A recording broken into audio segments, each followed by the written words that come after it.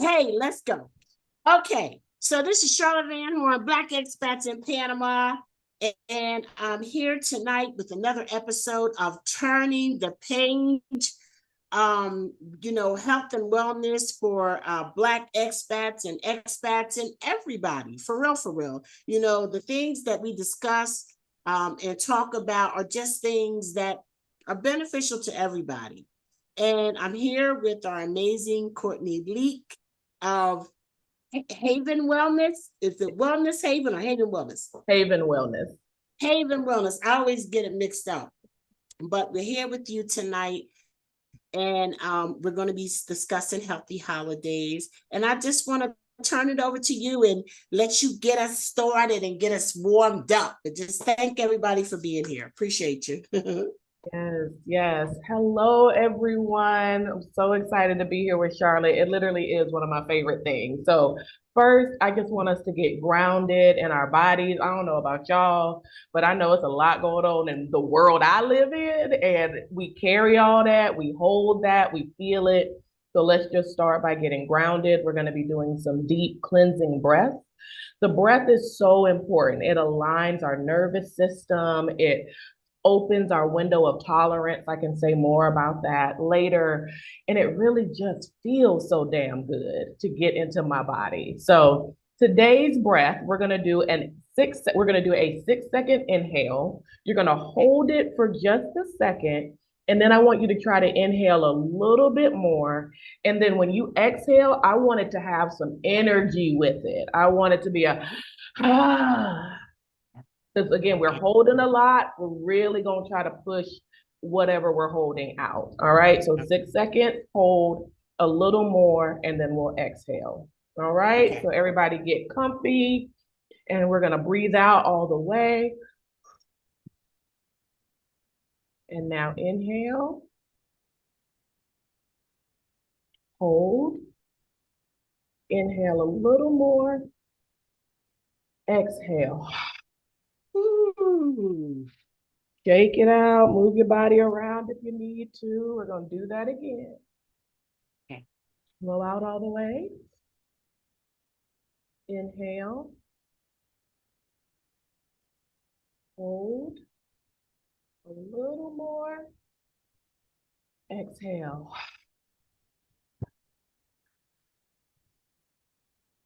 Oh my God. Yes. That just puts you in a different place. I mean, my goodness, that just puts you in a different place. Just something that's simple. Yeah, and it's the things we forget all the time, right? It's those tiny things that really make a difference. I'm always trying to encourage people to take a mindful minute. I think we are just a society of go, go, go, go, go, and we just step into it naturally, and we forget to do things like take a deep breath. One of the things that happens when you experience trauma, when you're stressed, when you don't feel good in your body physically, is our breath gets shallow, which means we're not as oxygenated. And when we're not oxygenated, our brain isn't thinking as clearly, our body isn't getting all of the goodness that it needs. Like the breath is everything. And so if y'all don't ever take anything from Courtney but deep breaths throughout your day, then that'll be enough. It'll change your life. I promise you. It saves some folks' lives sometimes because I've chosen breath over whooping their ass, and that saved their life. So you're welcome. You know who you are. So just these deep breaths that'll keep you out of jail. Sometimes it keeps me off Amazon. Like it's a gift. Take the gift. But it does put you in a different space. It really does. And I just think with all the things that we do have going on, sometimes we just need to stop. If for some reason that, what did you call it? 6-second breath with a little bit more, it just put things in perspective. Like, y'all know, I'm always so nervous about going live. And every time I go live, I'm like, am I live? I don't know. I'm always so nervous about it. And no matter what I do, I'm just always so nervous about it. And people say, girl, you don't be nervous. I do, but I mean, you do stuff anyway. I'm going to do it scared. Exactly. Period. Exactly. But at the end of the day, honestly, by taking that breath, it just put me in a different space. and so I appreciate that. Did y'all like that? Let me know in the comments whether or not you like that little breathing exercise we did, and if we'll try it again. So, okay, my love, let's hop into it. Ooh, healthy holidays. Well, first, I don't know who Okay. likes the holidays and who doesn't. What I do believe is that most people have something they like about the holidays. And so we're going to talk about the heavy stuff and how to step into the heavy parts of the holidays. But first, let's just have some fun. So, Charlotte, what's Okay. your favorite holiday movie? My favorite holiday movie. I don't know. And you can have more I than mean, one. if you were asking my brother, he could tell you Charlie Brown. That's what he listens to. That's what Mm. he likes to watch all the time. But actually, I don't know, Courtney. I've never really thought about it. Is Just Wife, is that a holiday movie? I count that as a holiday movie, and I I love. like that. Yes, I like that. I like that movie. Yeah, I like that movie. But I when it comes to movies, I don't redo them. Oh, interesting. Okay. Yeah, I don't That's redo them. interesting. Not Yeah. it's Color Purple. I'll try to do that sometime, but even with Color Purple, Mhm. I'll be like, okay. So what about you? What is your favorite movie? So growing up, it was my favorite holiday movie growing up was Home Alone 2 when he was in New York because I was just convinced I too could find my way to the best hotel in New York and use my daddy credit card and live the life and then, foil two bandits. I was convinced. Um, I think now it's probably this Christmas. I don't usually redo movies, but I will redo holiday movies. I actually like require, like my son and I watch, like we have we gotta watch these. Starting on December 1st, we watch The Grinch, the old original cartoon Grinch, and that kicks off our holiday season. So that's the only movies I usually redo are holiday movies. So I'm asking them to chime in and let what's their favorite movie. Um, okay, so that's your favorite movie. Okay. Hmm. What about your favorite holiday food? My favorite holiday food would probably be stuffing. Mm. Stuffing. I love me Your some good stuffing? stuffing. Huh? Your stuffing or a particular person's stuffing? Or just good Just stuffing? good stuffing, baby. Okay, Gotcha, good stuffing. And gotcha. there is a difference. There is a I like difference. me some good stuffing. I like some stuffing and I like turkey. I like the turkey and the stuffing. It just gets old and real quick during the holidays because you have that Thanksgiving and they turn around. But I think the turkey and stuffing is like my Mm, thing. gotcha.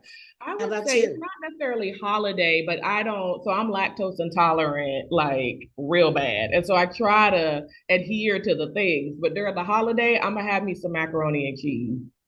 Mm-hmm. And I usually try to, keep myself away from it. But during the holidays, I'm like, let me get let me get my macaroni and cheese. Absolutely.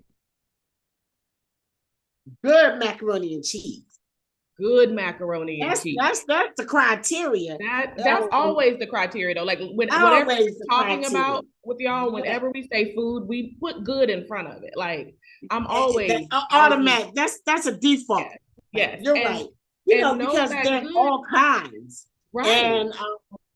and I think that sometimes when you really like something, it's so disappointing when it's not what you expected. Yes, But some good macaroni and cheese, that nice tight macaroni yes. and cheese that Mhm. I have not mastered yet, but Mm, I love it. I haven't mastered it either. I can do it, but I'm not consistent. My macaroni is not always good, and so that's why I don't think I've mastered it. But when it's good, baby, it's good. And let's be It's clear, in order good. for you to know something is good, it has to be confirmed by multiple people with different relationships. Just because your spouse said they love your food, don't mean your food is good. They love you, and that's why they say your food is Yeah, good. Let's not be confused. exactly. But some of the people said Home Alone and the Grinch, Healthy White Care said Home Alone and the Grinch and It's a Wonderful Life. for Mm, crying. That's when she wants to cry. And then mhm. Sylvia says the Littles win Kelly Rowland. I Oh don't know what's that. yeah, it's a series. I think her last name is Little. Kelly Rowland is in a Oh, series, but it's like really? the Little Christmas, Little Wedding, Little Baby, but they're all and I think it's Liddle. They're all like L-I, Christmas yes, movies. yes. Yeah, that's a good And one. then somebody said, "Oh yes," and then health and care. She said she likes stuffing and giblets and gravy. She said like Mama fixed it. So you know that there's Mm, always a criteria, right? And that they don't want no craft like stuff. no. And then Sylvia said chitlins. Yes, I said it. She said I said what I said. Okay, okay. Girl, look, I ain't gonna lie. I want to get down with some good clean chitlins. Now with the chitlins, you can't fool with everybody's stuff. But Yeah, I used to like to make them for myself. Sometimes I ain't gonna lie.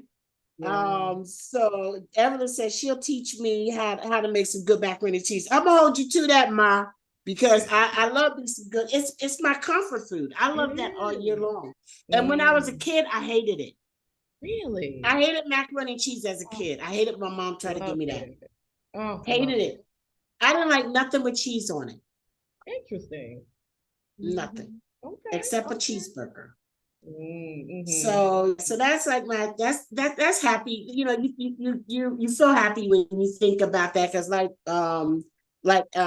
health and care said like my mama fixed it. You Right, know, because of certain right, foods that take you back to holidays and it takes you back to people that were right. part of the holidays. And Exactly. you know, the funny thing, and I don't know if I've ever admitted this out loud, but the holidays to me are very sexy. Very sexy. I can see Holidays that. are very sexy, honey, because it's like I can remember being a young girl and really looking forward to spending time with my boyfriends and their families during the holidays, getting all cute with your new Christmas Mm. clothes, baby, little what was it? Sweet Honesty, Oh, Avon Cologne. yep, yep. Um, I always think the holidays are very romantic to me. Yeah. Oh, yeah, absolutely. Which I Mhm. think can then go into other areas for people who are like struggling with loneliness. I think the holidays can be some of the loneliest times for a lot of people. And I think that is one of the things that we don't talk about because there's an expectation of how the holidays should look, right? You should be with family. You should have a partner. Nowadays on Instagram and stuff, everybody got on matching pajamas and there's this whole vibe of, it's cuffing season and it's time to cuddle. And if you aren't connected to your family, or if your family has passed on, or if you live far away, or if you're not in a relationship, that can be so hard because I think there is this desire that shows up in the holidays that may not even show up the rest of the year. I personally am pretty good when I'm single most of the year. If I'm in a period of singleness, I'm usually good. But during the holidays, I'd be like, damn, ain't nobody to put on matching pajamas with that ain't gonna get on my nerves. Dang. Like, you know what I mean? Like I think about that song. I don't know who sang it. It was like, what do the lonely do at Christmas? Like that song used to break me. Don't let me not have a man and that song come on the radio. I'd be broken. So I think it's a very, very tough time for loneliness for people. Well, I guess it's just the emphasis of love. Mm, Whether that love is the love from the mother that you may or may not still have in your life, mhm. or the lover that you may or may not still have in your life.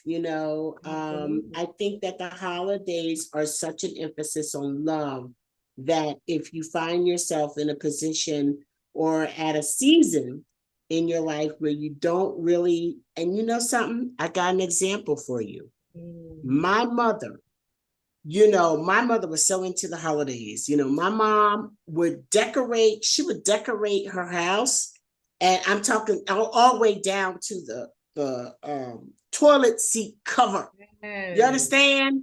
There Yes. was a Santa toilet seat cover in my house. I love And my it. mom just loved it. My mom, it was like every Christmas, you knew mommy was going to have, stuff for you. Even up until, I was a grown up when my mother Right. passed.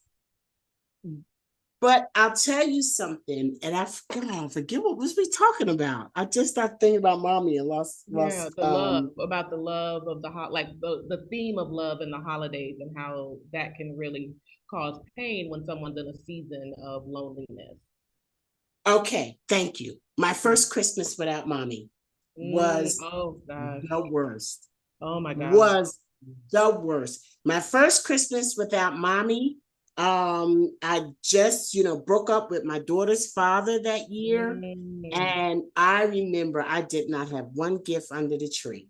Not mm. one gift under the tree. I will never forget the feeling of just, it just wasn't the same. I knew that the holidays would never be the same without her. Yeah, it's the grief, I think, because even as we're talking, like you said earlier, we are talking about experiences that we often connected with other people. And as we get older, so do those other people. And a lot of them, when I think about the holidays and when I think about who I spent the holidays with, most of those people are no longer living. The people I spent the holidays with as a child, my grandparents. I had an aunt who passed young. She was only 50 when she passed. We were super close. Like most of those people that I spent the holidays with are no longer here. And it's so sad. Mm-hmm. And it's a time of gratitude. It's a time of giving. It's a time of connection. And it is a time of immense, immense grief. And I think we struggle as people to grieve well. I don't think society really encourages it. Like it blows my mind that we give people 3 days of bereavement. Like that blows my mind that companies tell people you got 3 days to be sad about the loss of the most important people in your life. Because let's be clear, depending on the relationship, you can't even get bereavement. When my aunt died, I couldn't get bereavement for her. It's for Right. like your grandparents, your parents, your spouse, your child. That's so only those relationships matter at all. And then, and after that, 3 days, you got to get back to work. Like it's so sad. And It is. so people are struggling. They don't know how to grieve. We think we're supposed to like cry for a little bit and then move forward when grief is a forever process. Just like I loved you all of my time with you, I'm going to grieve you all of my time without you. And how do I Well, do I that well? appreciate the bereavement, though. I appreciate the bereavement that employers give because at the end of the day, my mama just died, Mm-hmm. and I'm gonna be off, okay? Because there are Right. some things that we need to set in order. I need to Mm-hmm. be at I'm gonna be at my mama's funeral. If you got to Exactly. fire me for taking the day off, I'm finna be there. Exactly. So I think that it's awesome for employers to offer that. So I guess I see that in another I way. think it's I good when they offer appreciate it, but that they. it should be more. You know what I mean? Like I think it should be What y'all more. I think? think 3 days is and I think there are some cultures and some people who have the means and the ability to move to services faster. But I don't know about you, but as a black person, I ain't never seen anyone in my family laid to rest in 3 days. No, And but so you can that take like those 3 days. But you can take those 3 days when you need it. So that's you true. Now may that have is to take true. some time off when it first That is happens to true. get yourself together and work on the plans. But then okay, I got 3 days, these 3 days off with pay. I appreciate it. I I do. appreciate it. From I'm an not saying it's employer's bad. I'm perspective. just wondering, could we Mm-hmm. do more to honor what grief really requires of us? Because Oh yeah. to lose the people we love, like I said, is a forever experience. And then when you add in the holidays, when you add in the expectation of cheer and joy and fun and Mm-hmm. giving, when my soul is crushed because I've lost the people that I love, especially if the holidays was something that was special in our relationship, it compounds the pain. It really can be so, so hard. And so I often encourage people to think about how you can incorporate the people that you've lost into your experience. into your current holiday practices and traditions? Can you add a wreath to represent this person? Can you get an ornament to represent this person? You know what I mean? Can you have if you know, like you're talking about with your mom, like what is like an outlandish decoration that she would love? And even if you don't decorate the whole house, we always go have that one outlandish decoration that she would have loved. You know what I mean? Like my grandmother loved Black Santa Claus. And so I always have Black Santa Claus. Like it's a non-negotiable. And so those are the kind of things that help us connect with them, but also not expecting yourself to present a certain way. If I gotta cry this Christmas, if this is a Christmas of crying, this is a Christmas of crying. If I can't make it to every holiday party because I'm sad or I'm struggling or I'm working through something, then I'm a no to the holiday parties I can't make it to. And pressuring people to push past their capacity when they are in a difficult space isn't very kind. It isn't very helpful for them in their healing process. You know, but the thing about grieving is that you have to push through. You have to push. You have to push through, Yeah. and you have to push through. And tell you the truth, I'm the kind of person that, you know, for example, right now I experienced a severe jet lag returning from Egypt. And I said, you know, I mean, literally, I was almost 2 weeks. I think I'm finally getting it together now. But I said, you know, if I had to get up and leave my house and go to work every day, I would have pushed through that faster. But because the way my life is set up, glory to Jesus, hallelujah. The way my life is set up, I kind of get to make some different choices about whether I'm going to leave the house today, you know, unless I have preset appointments, which I didn't set anything. Right. But I feel like I was able to give into the desire to just let that jet lag do what it's going to do. And I'm like, you know what? I'm not. But when it comes to grieving, for me, trying to get back to some semblance of life before the loss is so important for me. Because other than that, I will just fall into it and I got to keep living. So that's kind of how I see it. Even though you have moments, my mom died in 1987, and I'm telling you, this month has been a rough month for me and mommy. 1987, you know, your heart never stops grieving. Exactly. For real, it's just, you just never know when it's there. When it's going to surface. And the holidays, I think, is something that promotes it. Absolutely. And so yes, I agree that we cannot stop, we cannot freeze our lives when things happen, bad things of any kind. I do think though we have to be careful because our brain is designed to cut us off from our pain. Right? Our brain is like, if you feel this pain, you're going to die. And so our brain suppresses that pain, but it suppresses it into our body. And then we are pushing through, but we keep reaching for them chips. We keep reaching for that drink. Our blood pressure is high for absolutely no reason. All of a sudden, we got type 2 diabetes. We about to have a stroke, or we have a heart arrhythmia.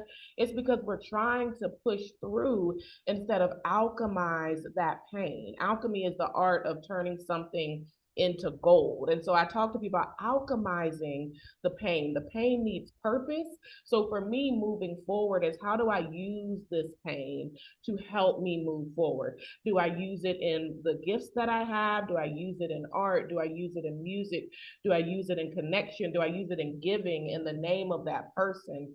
For me, that is how I move forward with, instead of like just being like, all right, I guess this is here now, let me strap it on and keep going, because we break. People do not have this infinite level of strength to carry every damn thing. We just really don't. And it starts to show up in our relationships and in our bodies when we don't deal with what we are experiencing. That's very interesting that you say that, because you know, I know that when my mother died, I did need to move forward, but my drug use definitely accelerated. Oh yeah. and gotta have became something for the much more pain. serious, after mommy passed. Mhm. But back in 1987, I'm sorry, Black people just wasn't having conversations like this. Oh, we barely We were have them not now. talking about dealing with grief and the fact Oh, that look, you like to take some tussing and get over it, you right, know. right. And so I think even probably when I was in a downward spiral, I definitely was in a downward spiral after my mom passed. But nobody knew, Of course. because I could always manage to hold it together just enough that my shit looked normal. Exactly. Okay. Exactly. I kept a job, I kept a nice place, I kept my baby in good schools and stuff like that. But I was absolutely a mess. Yes, A yes, mess.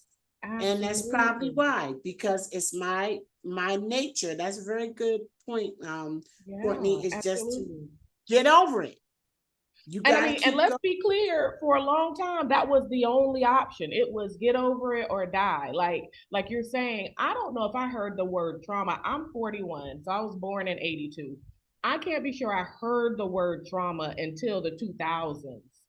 You know what I mean? I've heard of medical traumas. I used to watch ER and stuff, but trauma, emotional, mental trauma, I don't think I was hearing that word. Like we hear it all the time now. I can't pinpoint hearing that word before 2008, 2015. I don't remember. I don't have a memory of that. So all these concepts that we're talking about are things for us to start now. They're not things for us to judge ourselves from back then. And let's also be clear, or judge the people from back there. I had a family session yesterday with a client and her an adult client and her parents, and I said to them, we didn't even know, or the studies weren't even saying that children or babies had feelings until like the 50s. Like literally the professionals thought that babies did not have their own feelings. They just mirrored you and then learned what they need to do to get you to feed and take care of them. To the 50s. The 50s, they were like, babies don't have their own feelings. They're just mirroring whatever you give them. And so think about all the people who were born before that. And when I say the 50s and the professionals, so those are then that conversation started with the doctors and started in upper class white America. By the time that trickled down to other groups of people, that might have been the 80s, night. Like, you know what I mean? Like, information doesn't travel as fast. It didn't travel as fast back then as it does now. I tell my son that the speed Yes. with which he receives information is a gift and a privilege because information didn't trickle that same way. So I have all the grace We had to get in the car for and go to the library for that. absolutely, and then looking at And search for the encyclopedias. catalogs. I mean, for Right. me, you're a lot younger. I'm going to be Oh no, I 60. started with the Dewey Decimal. I Yeah. started right there in that little rotary thing you pull back, find a thing. And let's be clear, only the things they thought I should know.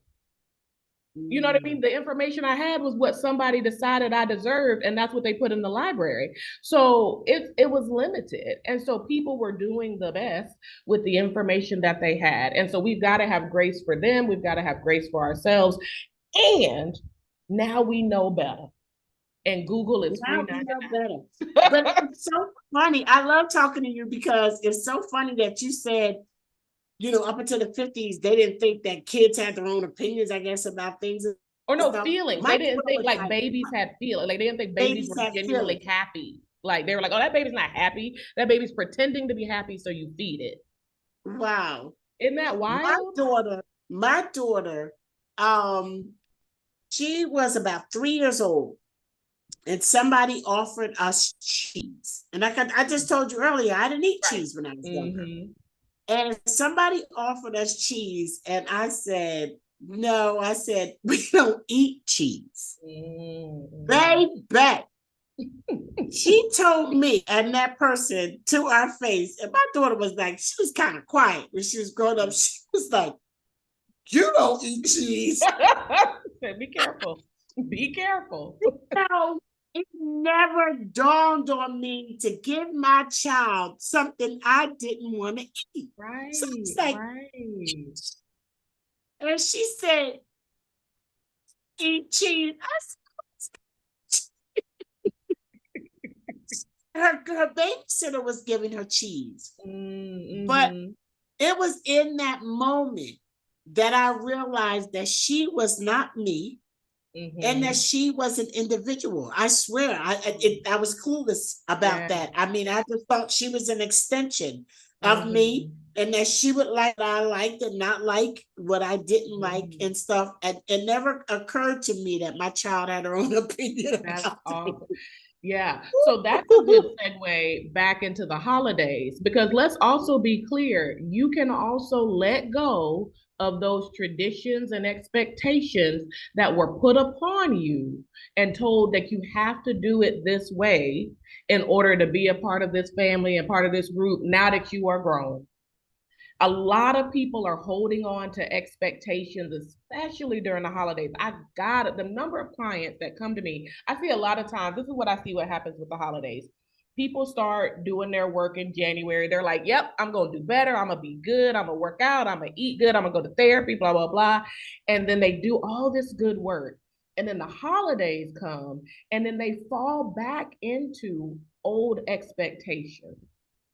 And I work a lot with clients about what if you reintroduced yourself, this version you've worked really hard for, and set some new boundaries and standards with your family and friends around things that don't work for you. Yes, I willingly agreed to do that Secret Santa where the max amount was $500. Real example. This lady was in a Secret Santa where you were expected to spend $500 on this Secret Santa, and she didn't have it. She was in debt trying to uphold these different expectations. And she was freaking out like it's about to be time for Secret Santa again. And I was like, what if you didn't this year? What if you said no? And the fear of we are people of tribes. So we really do have this innate fear of being kicked out of our tribes and being kicked out of our groups. And so a lot of times we will have this like what's called catastrophic thinking, and we will decide if I choose this, I lose everything. And so then we abandon and betray ourselves to not be abandoned by our group.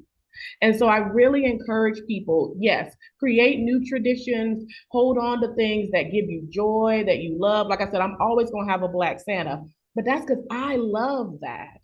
The things that my family used to do that I didn't love, I'm not doing them anymore. I'm not staying like packed like sardines at Nana House because that's what we do every year. I'm going to a hotel or I'll see y'all the next day. I'm not going to do that if it doesn't serve me anymore. And a lot of people hold on to things that no longer serve them, especially during the holidays.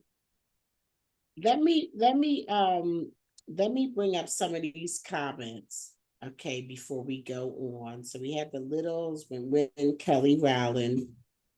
Somebody likes turkey and homemade stuffing. Oh yes, with the collard greens, which is so hard to get in Panama. Yeah. That's Evelyn. And then Healthy says yes, stuffing with the gravy. Job, we all hungry up in here. Um, and then Bedina says she enjoyed the movie with Mark Wahlberg and Cena. I don't know. I'll keep up with music. Movies. I'm a music person.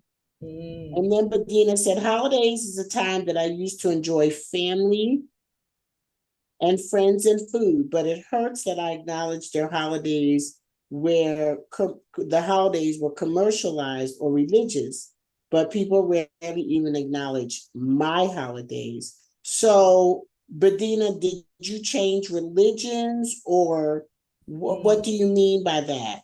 Let us know. Sylvia says 3 days is not enough for the bereavement. So she's in agreement with you, Courtney. Tony says, I think it's good that they give the 3 days, but I add to the meaning it takes as long as I need. And then Sylvia said, I took 5 days when her mom passed and she was 27. I was 23 when my mom died. It took me a long time to get balanced again. Yes, it does. It's just too young to lose your mom. Yeah, And yeah. my mom was too young to leave. I mean, my mom was 45. Ooh. I mean, 45. I mean, the fact that I am 14 years older than my mother, and to think of leaving my Yeah, child 14 years ago, oh my God. right, I just can't right. even imagine. Um, Grieving, and then health and care says grieving will vary for everyone. Some may appreciate work as a distraction, like I did, Absolutely. or maybe take time without pay. Evelyn says, since grief is a forever process, you must take the time you need and realize your employer helps with that time off, works for their business. Sylvia say yes, Courtney. She agrees with you. Good point. Bedina says I got 4 days with pay, but I feel like people need 1 week to plan and have funeral and burial. 1 extra week for bereavement may be necessary, but it's best to recover and push forward after. I've had a few friends that were able to keep it together enough to look normal, and I help them to own the fact that those are empowering skills. Um, and then Alicia says, or go to family whose food is not as good as your own. We have decided to stay home and go to family's house the next day. So Alicia's like, forget all that. You know what Right. I mean? Because when you got your mouth ready, Right. I'm not about to for that power through your good nasty potato holiday, salad. I'm not gonna but power through it. you is Mm-mm. not trying to have no macaroni and cheese swimming around like the sugar, like you're not trying to have a Sugar Hill game. Mm-mm. You Mm-mm. try to have a Sugar Hill gang meal. But I do think that it's nice for employers to give you those extra days because you're gonna take them no matter what. When Right. it comes Right. to that, it's like, okay, fire me. Right. What I'm gonna do? I'm finna be at my mama's funeral. Right. You Right. know, when it comes to the holidays, I mean, it's like I was saying in the little video I did before this talk, I am really going through it for some reason. And I was talking to a friend last night and I said, I feel very melancholy. I feel melancholy. I feel like kind of emotional about everything. I mean, about things that I don't always feel emotional about. And then she was just like, well, every so many years we change, Yeah. and I'm about to be 60, which is significant. So Mm-hmm. part of the melancholy that I'm feeling could be because it's my mom's birthday month, could be because it's the holiday month, could be because I'm, turning 60, could be because me and my husband have been together for 30 years. And when you think about being together with somebody for 30 years, it's like I know people that aren't that old. That is like a lifetime. And you start to think, I am really, I am really progressing in this life. Yeah. And the things that you do really have to matter. Exactly, exactly. Yes, I think the holidays are for a lot of people a time of reflection. It's the end, right? Like it's like the ending of the year. It's the ending of the time and a lot of people naturally go into a lot of reflection about themselves, the world, how their life has looked in various stages, the things that they want that they have, and if those things that they've sought after really did what they thought they would do, and the things that they want that they haven't achieved yet. I think your friend is 100% right. There's just times where once we've shifted so much, and you have, like, I don't know if you're one of those people that pauses enough to really look at the way that your life has changed and like really because you do so much and you do so much for other people, and as someone who's like that, sometimes I don't stop and look at me in that process until me shows up and like thumps me on the head and is like, look sis, I'm talking to you, and it slows me down, and then I have to sit with it and be like, wow. And there's usually joy and gratitude, but there's also sadness because everybody can't go. I've had to, I've lost people on the way, not because they passed, but because they can't come. because they didn't understand or they didn't respect or they didn't appreciate. And that doesn't mean I don't still love them. That doesn't mean I didn't love them when I said, oh, we got to shut this down. So I grieve that. Like becoming different has a price too. Even if I'm becoming more of who I want to be, there's still a price to it. And so when it's the holiday time, I think we get real reflective and it brings up Yes, all the things. that's the word. That is the word that I've been using. I'm feeling very reflective. And I came across this, I have this thing here. This was my mom's. I have certain little things that belong to mommy that I leave in my sight. You know, there are things that connect me to mommy. And I think the holidays is one of them because holidays were so important to her. But there are other things that I have in my life that belong to her. Even my crock pot. My crock pot, my mother had that crock pot. And my mother, that's a good ass crock pot, girl, I'm because about to my mom say, was since 1987. And it was her crock pot then. But those are the things that keep me connected to mommy. And for some reason, I'm just so nostalgic about it at this yeah, very moment. And yeah. I still am not exactly sure why. And Mhm. then I was talking to my friend Karen, and she's on the chat tonight too. And I was saying that I get so upset when people don't take photos, when Mm. you're with special people that you love Mhm. and you don't take photos. That Mm. upsets me so much Mhm. because I know that those people might not be there the next day.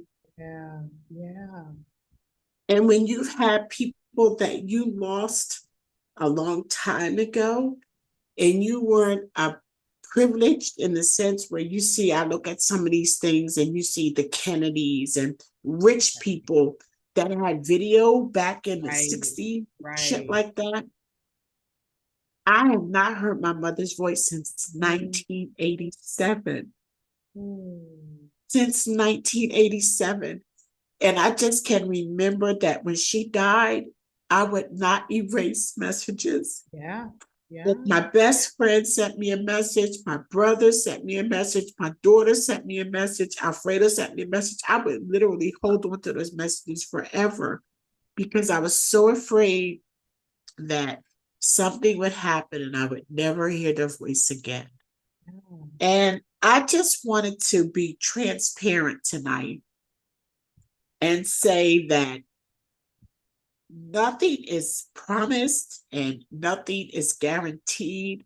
And when you get together with these people during the holidays or whenever, document that moment. Not only are there people in that group that are going to treasure that moment Right. at some point when you're no longer there to share it, let me tell you something. I do all this stuff online, and there's never a time that I don't think about my daughter. My daughter is an only child. She's the only child I've ever given birth to, put it that way. Mm-hmm. And I really want her to be able to reach out and touch me whenever she wants to. I Mm-hmm. want my grandchildren to be able to say, that was my Nana, Mm-hmm. because we live in the day and we have a tendency to live in the moment. But it's times like this, and I think holidays exasperate that we can't take those things for granted. I agree. I agree. Yeah, absolutely. Absolutely. And I think what you're talking about is using the grief and the nostalgia to be more intentional, to be more present with the ways in which we can love those that we still have and love those that even that we don't have anymore, but they are, looking down on us depending on your belief system. They're in our presence, connected to us, using that to allow us to do something more intentional. to be more intentional with what we have left of our own lives. Because I think it's twofold. I think we should 100% be documenting the experiences and then being present in the Present. experience. The only Yes. thing you should be using your phone for during those times is to document and then Yes. put it down and be with those people. Instagram's gonna be there, TikTok's gonna be there, like all of those things will be there long past all of us in whatever iteration they are when we are all gone. But Yes. will those documented experiences be there? And are you taking it in with all five of your senses? Are you Yes. right now just in your current, wherever, whoever's listening, wherever you are, just take in your environment with all five of your senses? What do you see? What do you hear? Feel, smell, taste. When you do that, it number one, it grounds us. Again, we're talking about staying in a healthy part of our nervous system, staying clear, but it also solidifies the memory. Because when I say things like, think about, for you, Charlotte, think about your mother's house on the holidays. You can Mhm. smell something, you can Mhm. hear something, you can feel the texture on that toilet seat cover. Like that is imprinted Yeah. inside of you. And for a lot of us, especially before phones, that's all we got. Mhm. And so I'm so grateful I didn't have a phone because would I miss that? Would I miss that?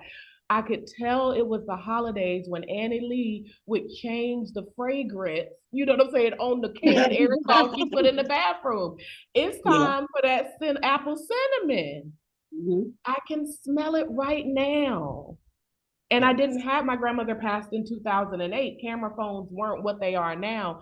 So I don't have a whole lot of documentation of her.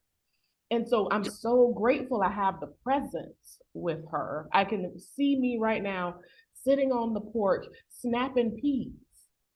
I can hear the peas. I can see her Wow. laughing about a story she probably ain't had no business telling me, and I better not tell nobody else. You know what I mean? Like presence with your environment and with your people heals and connects. And it's something we can use to hold on to when they are gone or when we're gone, they have something to hold on to. And I think the holidays is great for that because it's one of the times folks come together. There's some people you only see during the holidays. So Right. documenting and being present are beautiful things. So what do you say? What do you say to the Black expats who are in foreign countries now? You know, a lot of us have Blacks in it. I'm in Panama. You're in Panama. Thanksgiving is not a national holiday Mm-hmm, in mm-hmm. Panama. Okay, it's not a holiday. Period. Right, right.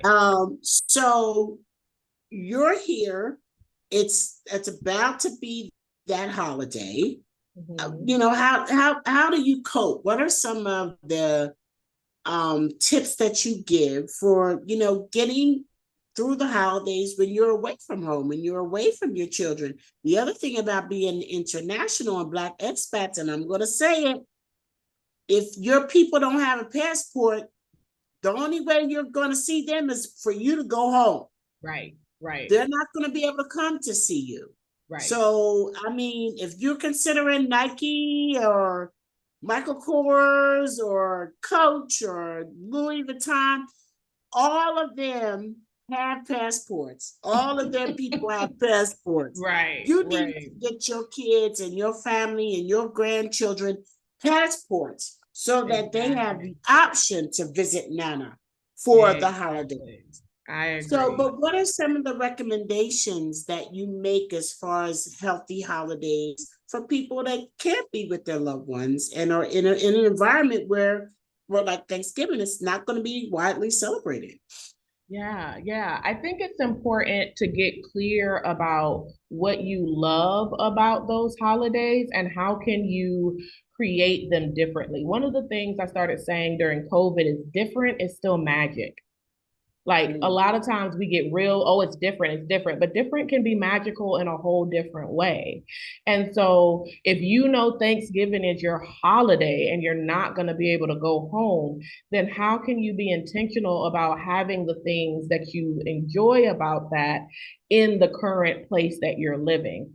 I know last year there was a huge Thanksgiving experience with Black expats who got together and potlucked and connected and played cards and doing those things. So having community, if you're somebody that what you love about Thanksgiving is connection and community, and you don't have connection and community where you are, I want you to get curious about that, because that means connection and community is important to you. And so, what has happened that you haven't started to build that where you are?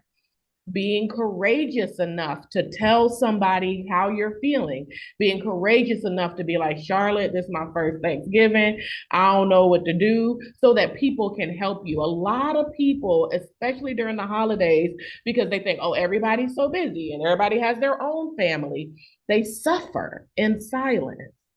Tell people what's going on. Tell people I don't have a Thanksgiving plan. I promise if you put that in the group chat, you're gonna have an invite. You know what I mean? Like I have seen the loop, the leaps and bounds we've all taken to try to find collard greens. If we'll do all that to find collard greens, somebody's gonna let you come to their home and spend time with them so that you're not alone in connection, if that is something that you need. You know what I mean? And so, what are the things that you really value for the holidays, and how do you bring them into your current experience, even if they have to look a little bit different? Maybe you're not going to your sister's house for Thanksgiving, but there's somebody else's house you can go to, or maybe you can host. You can still have what you love about the holidays in your current environment. Well, I think that you just said something very interesting. You said, what do you love about the holidays? And I think that if you stop and think about that, you have to really consider it. What do I really love about the holidays, and what am I really just used to doing for the holidays? Exactly. You know, there are certain things that you just do because it's traditional in your family to do this on this day in this way. Right. Exactly. For me, I'm not a traditionalist. Same. Not at all. Not at all. I don't have a bunch of no. No. I don't have a bunch of rules. I do not have a bunch of rules about holidays and what we finna do and what. Not at all. Not at all. But a lot of people do. Yeah, and if that matters to you, then you got to treat it like it matters. A lot of people don't treat the things that matter to them like they matter. They treat them like they're supposed to just appear, or they're like, oh, it matters, but I'm not going to put the intention into it. If it matters to you, then treat it like it matters. If you need a tree, if having a tree matters to you, then what's your plan to get a tree? And being intentional about that. You know that you like your tree up by, like, those people who put their tree up on Thanksgiving Day or the day after Thanksgiving. Like, if that's your jam, then what are you doing on November 9th in a foreign country or in a new place to make sure you know how to acquire said tree? A lot of times we get stuck in our suffering and we can't critically think and move forward with intention. I also think getting clear with yourself about your why. Like, I knew that I loved Thanksgiving before I left to move to Panama. So why did I choose it anyway? You know what I mean? Like, am I clear about why I needed to do what I needed to do? And am I willing for things to be different because I had to do something different? And so, yes, maybe it's not a holiday here. If you're somebody that works in another country and it's not a holiday, do you have vacation time? Do you need to take it off? Who cares what they do? And do you need to take it off? How do you move with intention for the things that are important to you? That's very important too, because I think that if you are somewhere in a foreign land where they don't celebrate a holiday that you typically celebrate, that whether or not they're celebrating that holiday, you need to celebrate that holiday, even if it's just privately in your own home. And a lot of expats, a lot of Black expats here in Panama do that. Right. A lot of people get together for Thanksgiving. That was one of my first exposures to Black expats here in Panama, was a Thanksgiving dinner in Coronado. And it's because it was just something that people from North America do that, Black people or people here in Panama don't. And it's also something to connect you. So you can actually use those holidays to connect you to new people in your new community. Right, absolutely. Yeah, and I think you've got to also be clear about who you are as a person, right? So, like, if I know I don't like people, right? I don't really fool with people, I don't like people, I don't get out there, then I also have to own that when the holidays come. Mm-hmm. I have to own that if I have created a world where I don't fool with nobody, I ain't doing it, I got to keep that same energy. I can't now be in my fifis because nobody offered me a turkey leg when I was like, F y'all, January through October. And now I'm mad that nobody offered me a turkey leg. I think we also have to be accountable for that. Are you building the life that you want ongoing, or do you jump into piecemeal things? You know what I mean? But you're not consistent with the relationships, with the connections, and now you in your feelings because people having Thanksgiving without you. If that is what is important to you, if that is what you want, then you have to move like that is important to you consistently. So what do you say?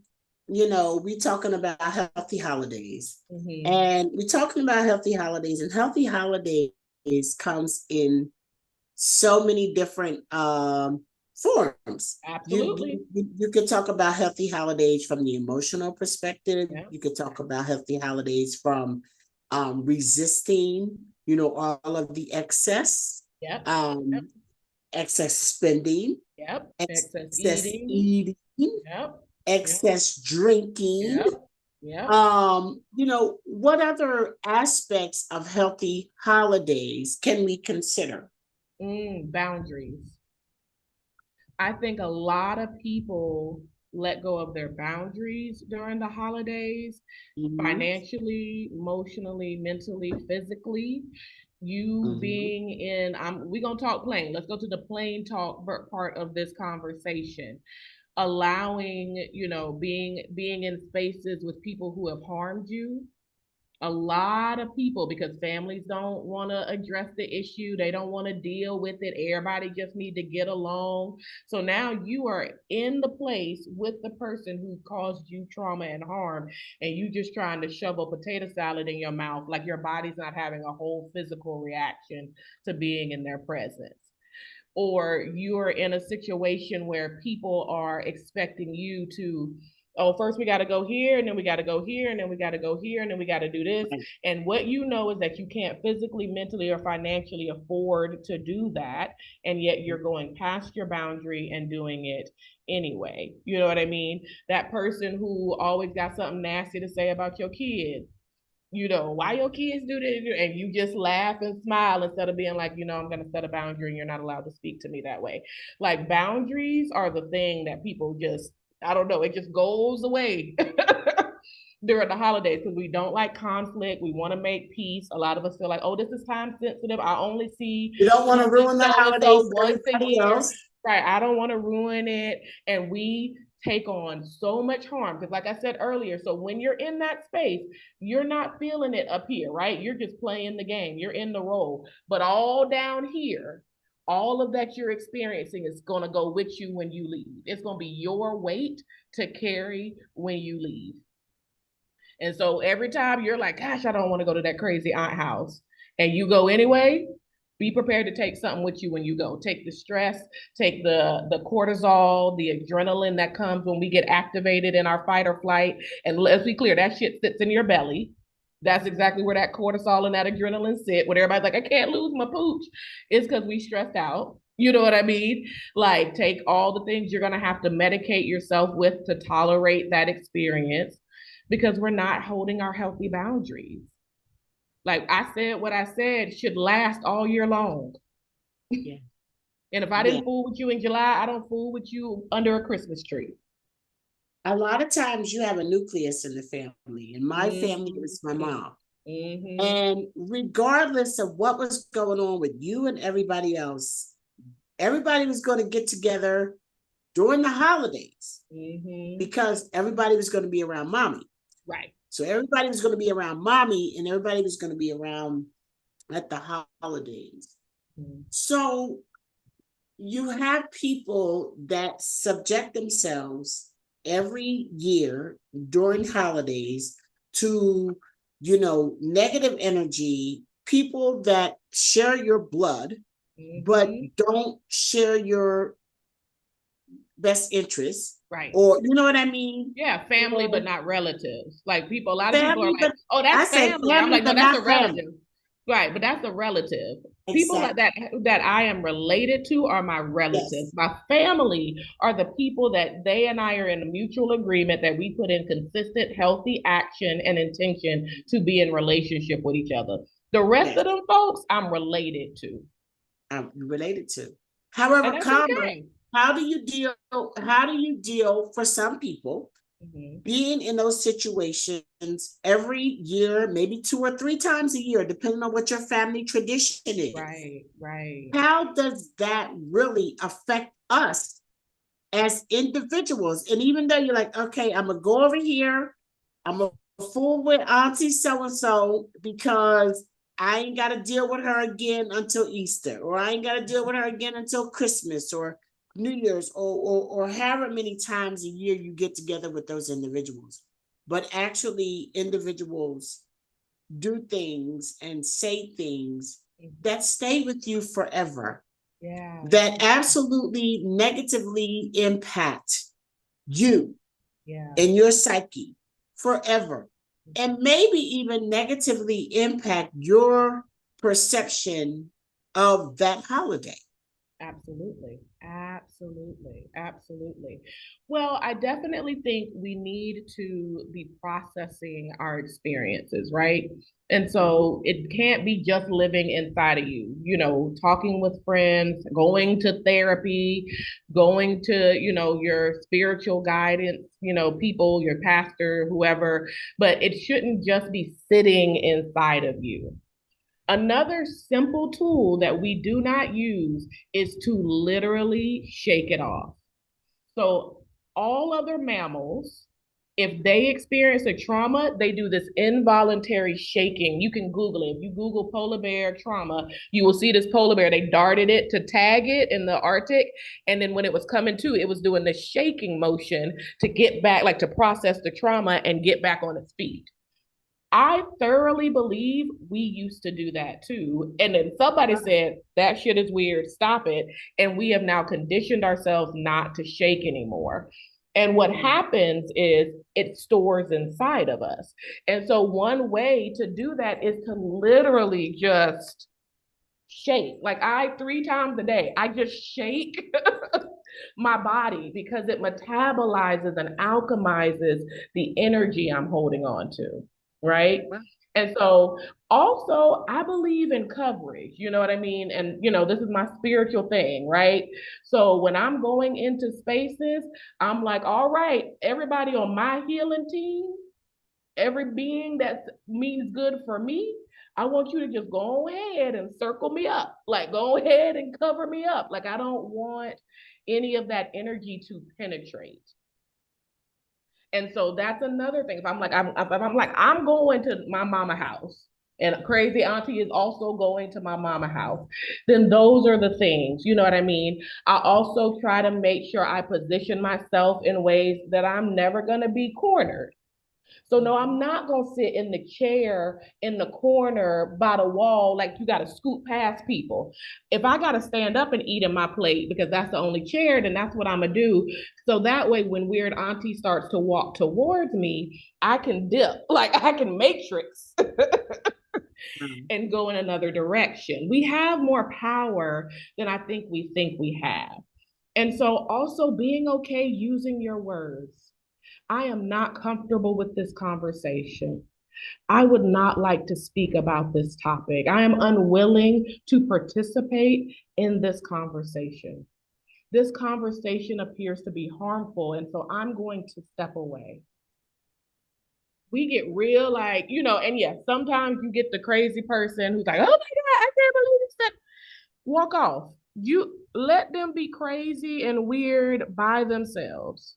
You walk off, you said your no, you've given a boundary. No is a complete sentence, Complete sentence. and walk And off. transfers to other languages. Absolutely. I mean, no in Absolutely. Spanish and no in Is English no. is the Right. same. Exactly. And so when someone's trying to engage you, trigger you, activate you, do the dance with you, get off the floor. Get off the floor. No, I'm not going to hug you. You make me uncomfortable. I don't like the way you touch my body. No, I'm not going to hug you. And no, my kid isn't going to hug you either because I let them have autonomy for their body as well. Yeah. Well, you got to, all right, well, this conversation is done. You have a great day. And I'm going to go on and talk to I'm like, who want to get on the space table? Like when I tell you I will about face and end a conversation that does not serve me because I don't owe you conversation, immediately no. And I guess, you know something, honestly, I think that what we're talking about right now could probably be the source of a lot of people's stress during holidays. Absolutely. Is having to spend people that you spend time with people that you really don't want to spend time with. Yes. So I guess being international could be a blessing in that sense. You're like, whoop, chat. I'm glad I ain't got to see Auntie so and so. That's true. This But year. I do think expats feel like they got to be forced into other kind of relationships because we all we got. I think that's where we do it. It's like, oh, we all we got. This is the only Thanksgiving they have, and so I gotta go, even though I can't stand 7 of the people going. Do you? Can you do something different? Is there another option? Yes. And if it's yes, I gotta go, then what are your boundaries in going? Yes. Yes. And I think just being okay, being independent in whatever it is that you're doing, being able to focus on what really makes us happy. And sometimes, as far as holidays go, I don't react to holidays the same way that my mom did. I just don't. Right. My husband is much more into it than Right. I am. I feel like holidays, for the most part, are very commercialized. And I just feel like, as far as my people go, I want to show them love every day. Exactly. It doesn't have to be Christmas. It doesn't have to be your birthday, anything like that. So, but I can see where people living abroad is like, oh my God, I'm glad I don't have to do that. But we don't have to fall into something else that we don't want either because it's the holiday. We really don't. I often ask people with all situations, but with the holidays a lot, who do you want to be on the other side of this experience? Because yes, the holidays are coming, and guess what? The holidays are going.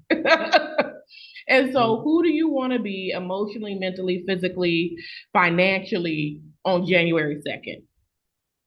You know what I mean? And are you moving like that now? If I'm like, I only want to spend X amount of dollars, then that's my boundary. If I want to have X amount of dollars in the bank on January 2nd, then this is all I can spend. And that includes gifts, that includes travel, that includes, lodging, that includes all of the things. And so I've got to look at who I want to be on the other side and make sure my life is aligned with that right now. If I don't want to be stressed out and irritated, so many people get depression and exhaustion after the holidays because we do too much.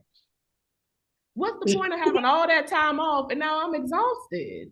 It's the one time of the year where nobody at work is looking for you.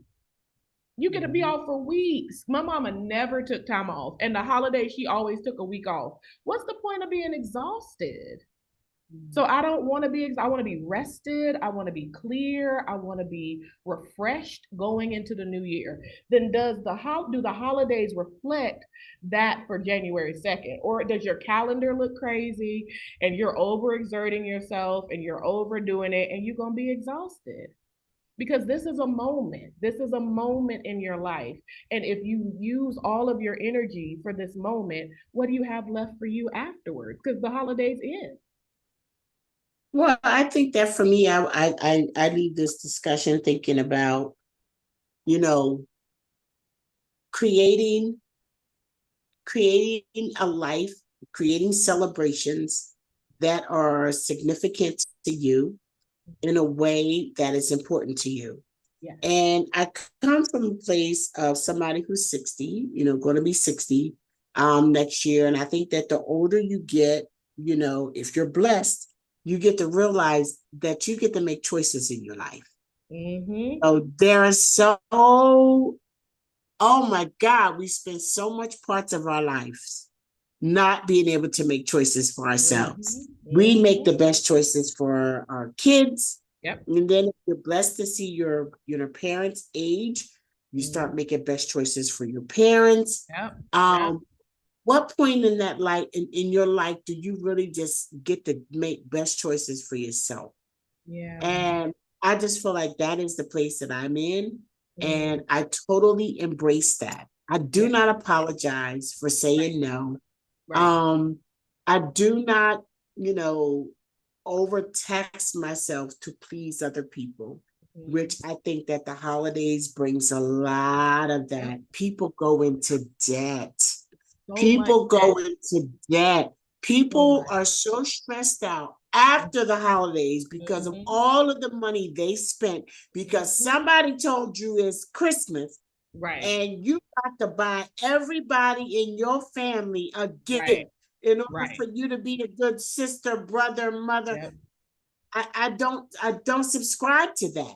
Right. I don't do it with my family. I don't do it with my grandchildren. Right. Right. My grandchildren, they got me buying souvenirs on vacation. But I mean, other than that, I give my grandchildren, thank God, have parents that can provide their needs. And at the end of the day, I'm going to bless them every chance I get. Right. But as far as putting them before me, that's not what I'm here for. Yeah. And I'm gonna say something controversial. I said what I said. I'm gonna say something controversial. I think we should be adopting that mindset when we do have kids and when we do have aging parents. I don't think we can do it to the same degree. There are certain things I have to do as Carter's mom, but I prioritize me because I'm a better mom when I do. When I give and give and give, I'm resentful, I'm nasty, it's not genuine. I prioritize me. I take care of me first so that Carter can get the benefit of my overflow. You know, heard that you can't pour from an empty cup. This lady was on Instagram. I was like, I'm not pouring from my cup anymore. People can have my overflow. My cup is for me because if I keep pouring, I have to keep refilling. That's exhausting. You can have my overflow. So I really try to love from my overflow. I try to pour into me in a way where Carter doesn't miss anything because he's like, dang, mom, you just spilling all over the place, all this extra love and bless, right? And I'm not empty and you're still getting what you need. So that's a mind shift that I think, especially women, have to step into because we are so built to sacrifice, but then we're miserable in the sacrifice and everyone can feel it on us. And so if you really want to be healthy and happy, there's really no value. Yeah. Then there's really no value. Yeah. So I think that we're about to wind down. And I just think that leaving this well, first of all, let me just say this. Let me make some of the let me just check on some of the comments. Oh yeah. Okay, Alicia said about going to somebody's house whose food is not as good as your own. You be like, okay. Karen says she's laughing about Sade and the cheese. When my daughter was telling me, like, look, girl, you don't like cheese. Don't like cheese. You don't like cheese. Bedina says, I've always been Muslim. I've always been, she says, what is it? I've always been Muslim, one Muslim and one Christian, with one Muslim and one Christian parent. In recent years, I love African spirituality, which is a great comfort during bereavement as I meet deceased family and ask and ancestors to the altar. So I guess that's what she was saying when people don't accept what she wants to celebrate. Oh yeah, people get real weird about your own practices, and I think that's good information because if you can't accept the things that bring me joy and heal my heart, that's good for me to know. I might need some space from you because the things that heal me and bring me joy are the things that I need. And so if you can't accept, if you're Like, I think there's a lot of people who have a lot of narratives about when somebody, I have an altar at my home as well. You know what I mean? And people have their feelings about it. So here are your options. You can have your feelings quietly, or you can get the hell out of my house. Those are the only two options you can have, because I'm gonna have my altar. Because when the rent comes every month, the only person who pays it is me. So what I have in my house that brings me joy and comfort is not up for debate. And so I think we got to be really clear, like, this is a non-negotiable. It's not a conversation. It's not something I'm open to hearing your opinion on. And if you can't respect how I choose to connect spiritually and how I choose to heal, that's good for me to know. And we might need a little space about it. Yeah. You only get one life. Well, that's it. That's it. That's it. You only get one life. And I think deciding some things you're going to compromise on. Absolutely. But when there's something that you compromise on, and then after you do it, you just get absolutely no satisfaction, no joy. You feel like you betrayed yourself. Then you need to do a new thing. Exactly. Okay. Exactly. You definitely need to do a new thing. Bedina says, yes, memory preserves all of that down on all of that down to the toilet seat. Yes. And when you're talking about textures, I can feel the texture of that toilet seat Christmas cover. Moving with intention, Bedina says, moving with intention about what's important to self. Yes. Sylvia says, I love this discussion. Thank you, Sylvia. Karen says, this is so true about shaking your body. This is a movement in Tai Chi that awakens the body. Yes, I haven't done that. Oh, I think you would like Tai Chi. My girl Vera, she just blessed me with $25 because that's how she do. I just love her. She says, hugging you tight, Charlotte. I miss my mom dearly. I don't celebrate the holidays, but my heart overflows with love of family and dear friends. Thank you both. Oh, wow. Thank you, Vera. I love you so much. And Healthy says, happy for zooming in and zooming out. Just saying hi. Just saying. And then Tony says, I love it, Charlotte. And Vera's praying. And Bedina says, appreciation and gratitude for this high value chat. Thank you so much. And I pray that it would be just that, Bedina, that it would be a chat. This ain't rehearsed. Right. Me and Courtney don't go over a whole bunch of notes or anything before we start this. And I just pray, oh Lord, that somebody would get an aha moment. Somebody would have value in the conversation. And I feel like we've done that tonight, and I feel like it's important. And I really am happy that I got a chance to say publicly, and I just love today's global access that you can say things. You got to be careful what you say, because it stays in the world. It does. Absolutely. Forever. Absolutely. But I'm glad that I got a chance to say, take those photos. Take those videos when you can. And I'm glad that you got to follow up with, but make sure that you're present and in the moment. Right. Very important. Exactly. Very important. Exactly. Yeah. Both are very important. Absolutely. So Courtney, tell us, and this is your time, my love, for shameless plugs. Tell us what you're working with. Tell us what you're doing next, and whatever else you would like to leave us with for this conversation. Yes, thank you. So I'm actually going to continue this conversation. I'm going to be doing a virtual workshop on November 21st at 7 p.m. Eastern. And it is not free. I will say that it is not free. But we do have a coupon code for Black expat visitors of this site. And the code word is healthy. That's the code to get $10 off of the cost of the workshop.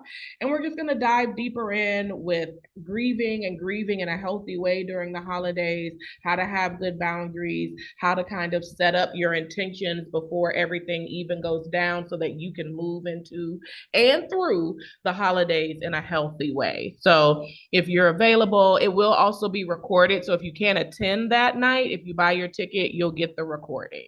So I'm doing that. And then December for me is really big on release. And so I'm planning a virtual release workshop to show how to do some somatic release, how to use writing and different art forms to do release, because we got to get that stuff out of our body.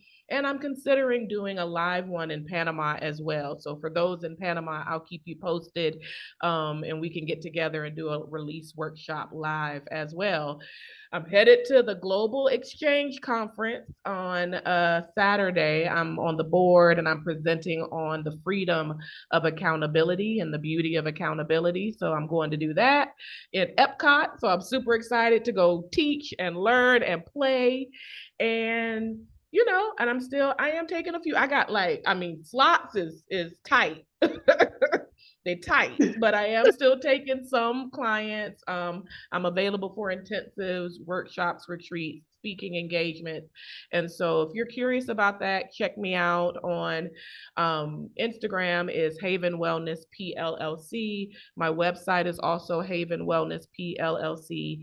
And my email is CourtneyLeaklCSW@gmail.com. So you can contact me in any of those ways. Amen.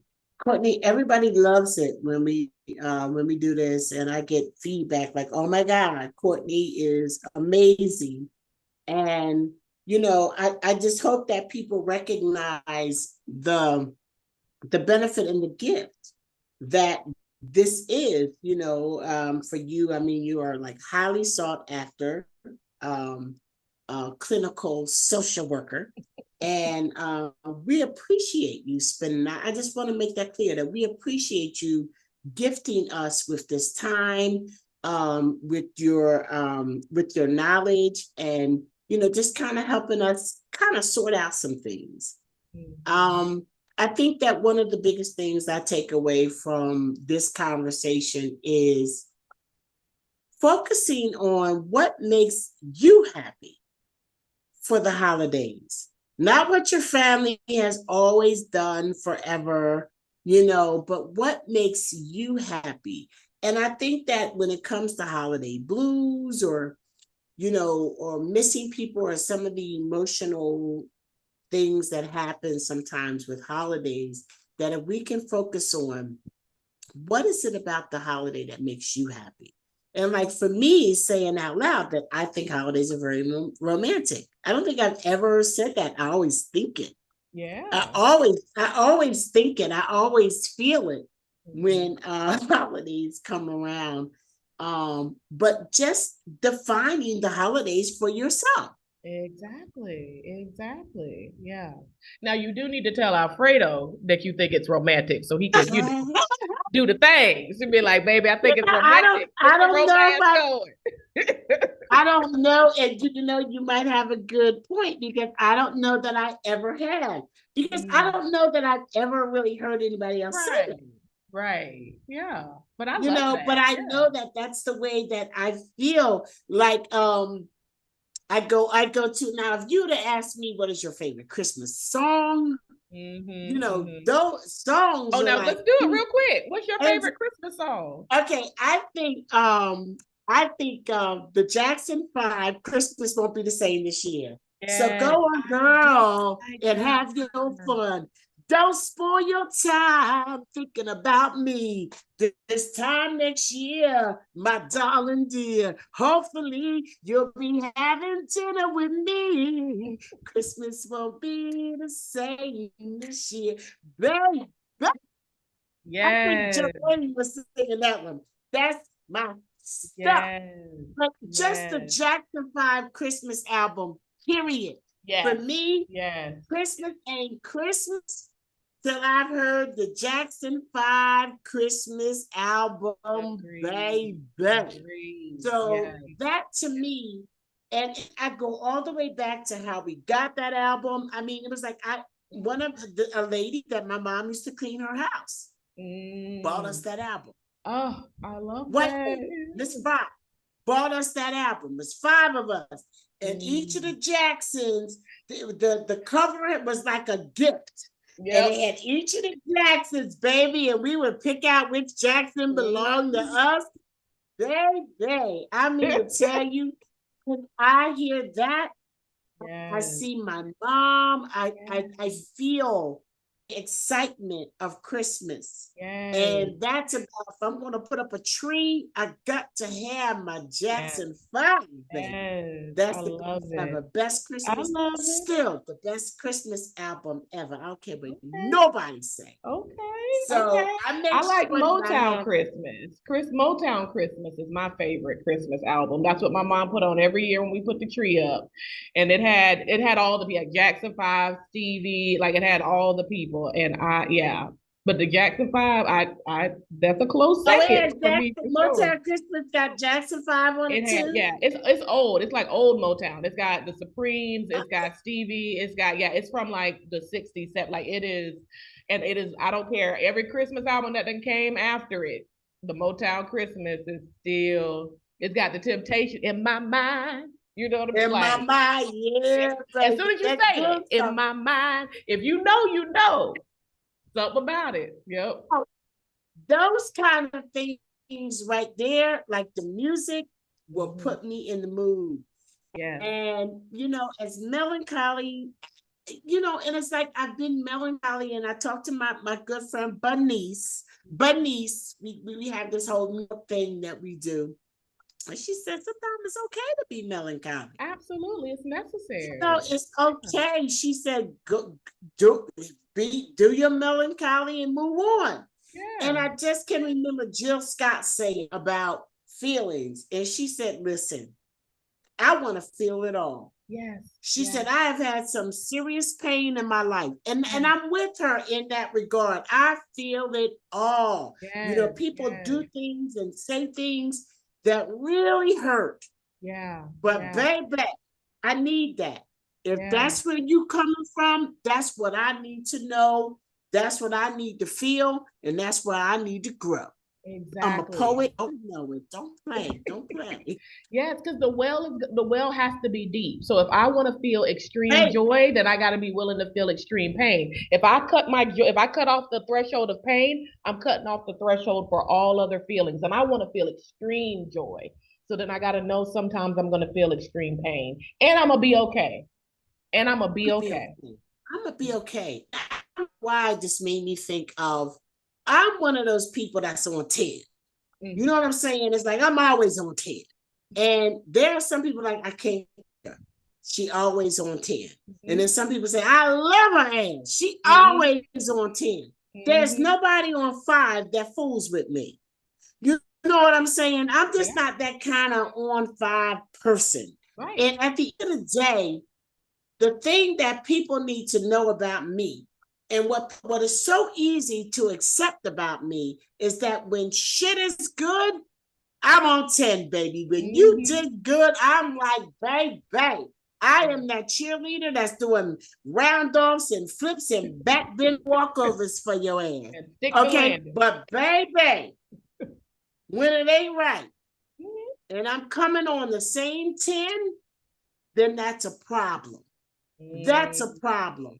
And so I don't even know where that came from, but that was a message for somebody. Don't fool with me. Somebody need to hear it. Somebody need to hear it. Yep. And so there you go. Merry Christmas. There's your gift. That's your gift. let me do what I do.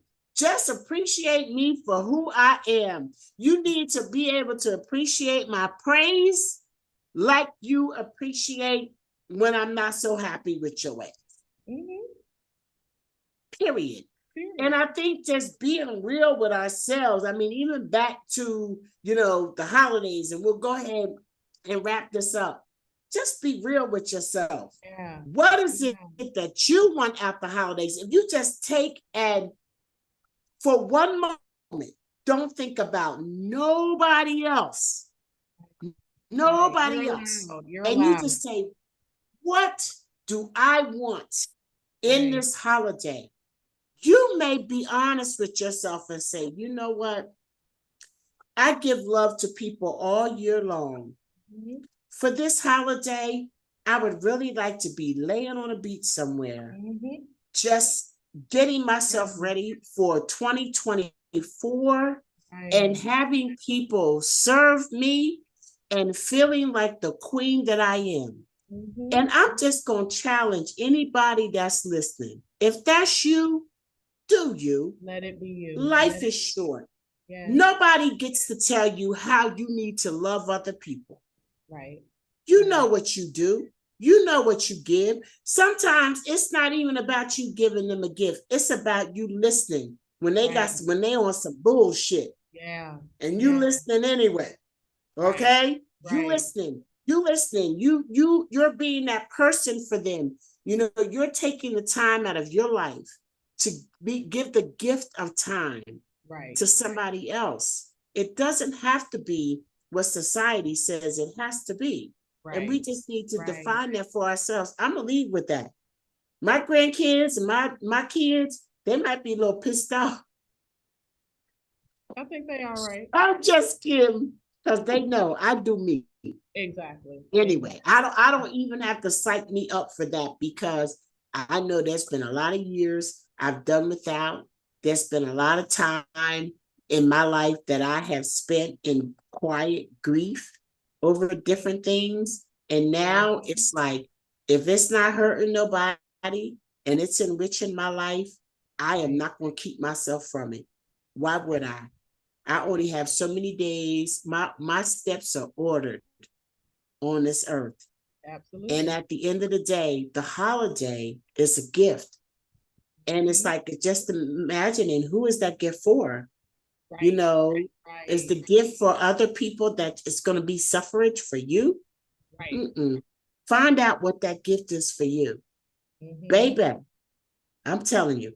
So, okay, let me go ahead and throw my shameless plugs in. Y'all, you know, I got a lot going on. Um, I just now released that we will be accepting vendors for our January 6th post Kwanzaa festival. It's going to be amazing. Dr. Linda Humes is going to be here to give us some insight about Kwanzaa. You know, I will admit when I'm ignorant about something, and what I was ignorant about was I didn't realize that Kwanzaa was such a diaspora thing. I thought it was an Mhm. African American thing. So I'm really Mhm. excited to be embracing the diaspora and to have her come and to, you know, teach our kids. And Right. there are other Panamanians that aren't familiar and they're of the diaspora. And so that's very exciting. That's going to be on January 6th. January 13th, we have Sisters in Panama. Women's Retreat. I am my sister's keeper. I think we only have about 8 more tickets left. By the time I give another update next month, I think that trip will be sold out. If y'all trying to come on. What else we have? We have Cuba in February 8th through the 13th. I have bunch of stuff. But one of the things that I want to say, our first Beat Cultural Relocation Tour for 2024 is February 1st. And for that tour, I want the year to start off strong. And so I've taken $100 off for anybody who buys that particular tour. So go ahead, get your tour before that one sells out. We're celebrating, we're doing a lot of big things, a lot of transitions this year. And I just want to start that tour off special. Right. We also in May, I'm turning 60. So I'm turning 60. I'm celebrating 3 years of the Beat Cultural Relocation Tour, and we're having a reunion for anybody who has ever been on our tour before to come back to Panama and do Panama as a vacation. So just a lot of stuff going on. I hope that you guys can join us for some of that. I just appreciate all the support and love that you've given Black expats in Panama over these last few years, and I'm excited about what we have to look forward to in 2024. So, Miss Courtney, you're the best. I thank you for spending time with me and with our viewers.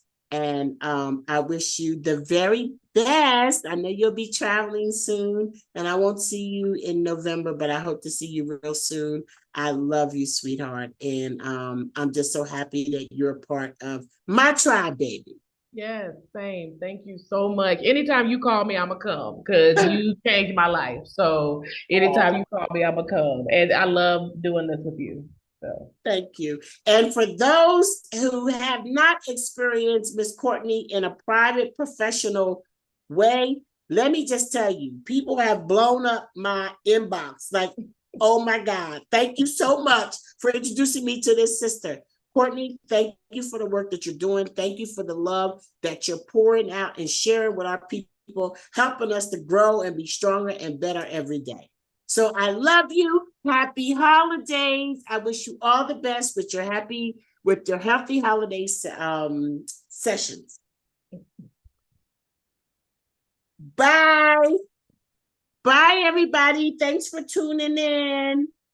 This chat was a gift. Thank you, Miss Karen. Thank you so much, ladies. Love you guys. Bye-bye.